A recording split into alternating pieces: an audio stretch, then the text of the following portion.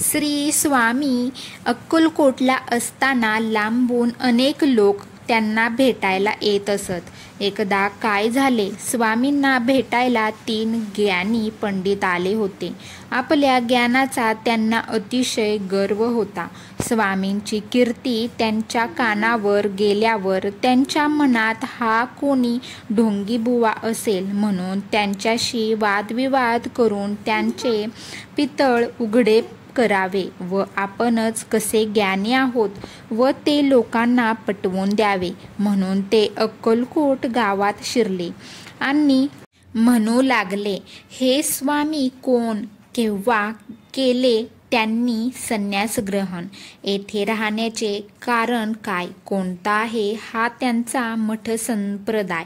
येथे लोकांच्या जवळ त्या 3 पंडितांनी स्वामींची माहिती विचारण्यास सुरुवात केली. लोक मनापासून घाबरून गेले आणि की स्वामींच्या बाबतीत अशी अवहेलना करणारे हे कोण मोठे. त्यांनी चोळाप्पाला बोलावून घेतले. तेव्हा त्यांच्या लक्षात आले, हे पंडित आपल्या टिचभर ज्ञानाचे घमेंडखोर झालेले दिसताहेत. त्यांचा आपला गर्वहरण होणे गरजेचे आहे. म्हणून चोळाप्पाने त्या 3घांना स्वामींच्या समोर नेऊन उभे केले. ताठ मानेने ते 3घे स्वामींच्या समोर येऊन उभे राहिले. दत्तावतारी स्वामींना नमस्कार करण्याचे साधे सौजन्यही त्यांनी दाखविले नाही. स्वामींनी त्यांना ओळखले व आपला भेदक नजरेने त्यांच्याकडे पाहिले. त्याच क्षणी त्यांची गाळण अशी उडाली की त्यांच्या तोंडातून शब्दच उमटेनात. त्यांची वाणी मुकी झाली. ते वाद काय घालणार. सर्व जमा झालेल्या लोकांसमोर ते लज्जित झाले. त्यांची करुणा नजरेने स्वामींकडे पाहिले व मुक्यानेच क्षमा मागितली. तेव्हा स्वामींना त्यांची दया आली. त्यांचा कंठ पुन्हा फुटला. ते 3घे स्वामींना म्हणाले, आम्ही अपराधी मूढ असूनी गर्व माजलो पंडित मानी, यथेष्टाचरणी मतांध होऊनी बुडलो होतो भवार्णवनी. असे म्हणत ते 3घे स्वामींच्या चरणी कोसळले. स्वामींनी त्यांना उठविले.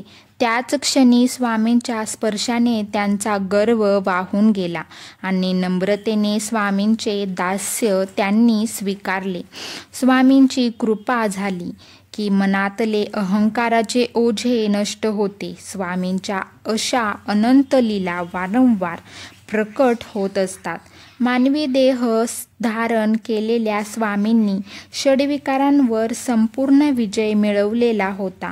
जेव्हा स्वच्छंदपणे समर्थ सर्वत्र हिंडत होते तेव्हा समोरील माणसाच्या मनातील विचार त्यांना दर्शनीच समजत असत.